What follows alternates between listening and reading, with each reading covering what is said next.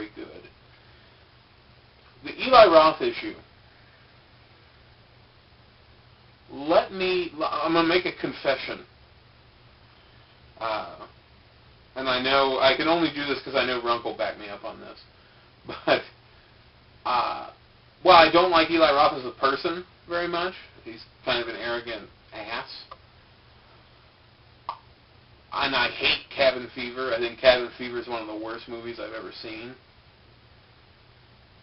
I genuinely like Hostel and Hostel 2.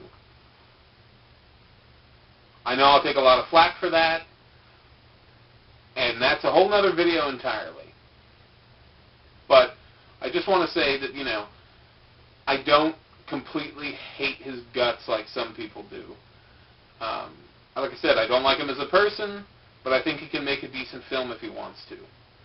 I mean, even if you hate him, I think we can all agree that his Thanksgiving trailer is pretty entertaining. So, he is focused on probably the most, or almost, maybe tied for being focused on the most out of all the other Bastards. I was afraid that was going to be a problem, and it is a little bit, but as the film goes on and I get more into it, I forget really that I'm watching Eli Roth to a certain degree. And it helps that they cast him as kind of this mookish guy with a Brooklyn accent, So it's really not that bad.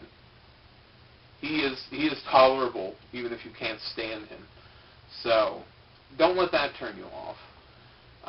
Really the worst performance in the movie. A lot of people are down on Mike Myers' performance as this British officer.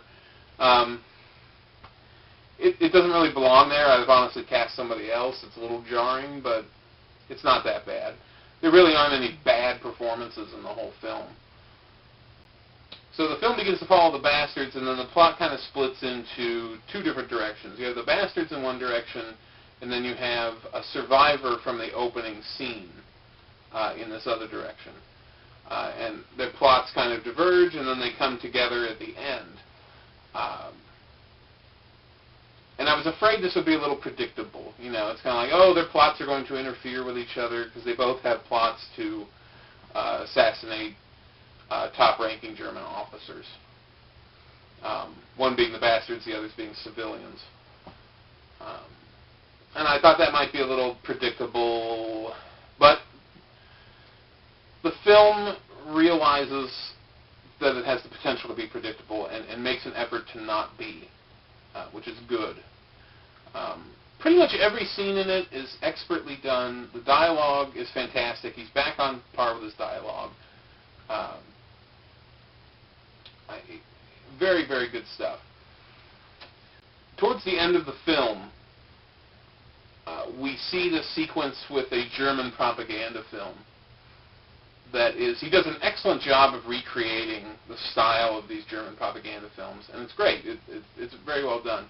And a lot of those German propaganda films are gorgeous films. Terrible content, of course, but, and that's just the way it is. It doesn't mean they weren't artfully done. And there comes a point where you're watching the Nazis in this audience watch this German propaganda film where Germans are murdering Americans. And you realize that we're watching this film where Americans are murdering Germans, watching this propaganda film where Germans murder Americans. And basically, I think really the feeling is that this whole film is kind of like a propaganda film. It is a propaganda film.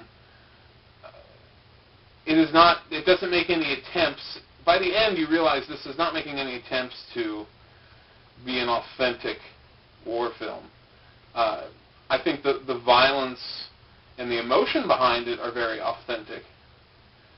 But some things happen I won't talk about really at the end involving Hitler and stuff like that, where it just goes totally out of the realm of reality, which is fine. It's great.